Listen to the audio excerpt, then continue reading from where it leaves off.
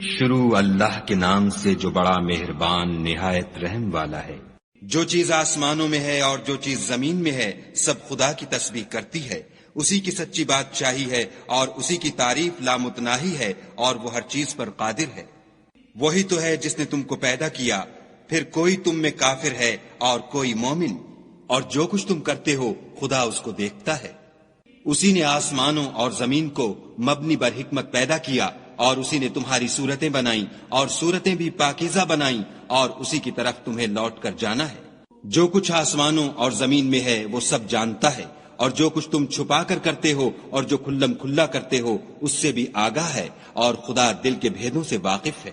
کیا تم کو ان لوگوں کے حال کی خبر نہیں پہنچی جو پہلے کافر ہوئے تھے تو انہوں نے اپنے کاموں کی سزا کا مزہ چکھ لیا، اور ابھی دکھ دینے والا عذاب اور ہونا ہے۔ یہ اس لیے کہ ان کے پاس پیغمبر کھلی نشانیاں لے کر آتے تو یہ کہتے کہ کیا آدمی ہمارے ہادی بنتے ہیں، تو انہوں نے ان کو نہ مانا اور منہ پھیر لیا، اور خدا نے بھی بے پرواہی کی، اور خدا بے پرواہ اور سزاوار حمد و ثنا ہے۔ جو لوگ کافر ہیں ان کا اعتقاد ہے کہ وہ دوبارہ ہرگز نہیں اٹھائے جائیں گے۔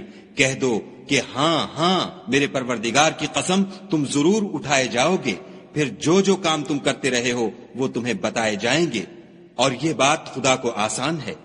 تو خدا پر اور اس کے رسول پر اور نور قرآن پر جو ہم نے نازل فرمایا ہے ایمان لاؤ، اور خدا تمہارے سب اعمال سے خبردار ہے۔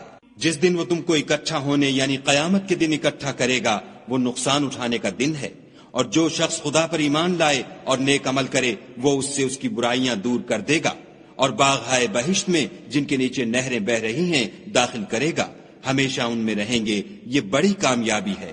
اور جنہوں نے کفر کیا اور ہماری آیتوں کو جھٹلایا وہی اہل دوزخ ہیں، ہمیشہ اس میں رہیں گے اور وہ بری جگہ ہے۔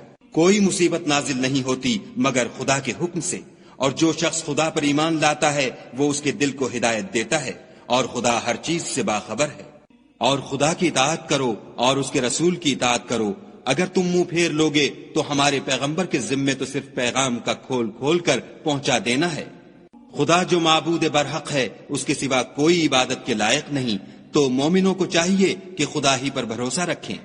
مومنوں، تمہاری عورتوں اور اولاد میں سے بعض تمہارے دشمن بھی ہیں، سو ان سے بچتے رہو، اور اگر معاف کر دو اور درگزر کرو اور بخش دو تو خدا بھی بخشنے والا مہربان ہے۔ تمہارا مال اور تمہاری اولاد تو آزمائش ہے، اور خدا کے ہاں بڑا اجر ہے۔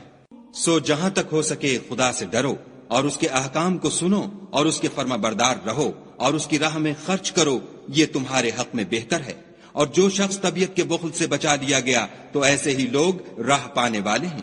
اگر تم خدا کو اخلاص اور نیت نیک سے قرض دو گے تو وہ تم کو اس کا دو چند دے گا، اور تمہارے گناہ بھی معاف کر دے گا، اور خدا قدر شناس اور بردبار ہے، پوشیدہ اور ظاہر کا جاننے والا، غالب اور حکمت والا۔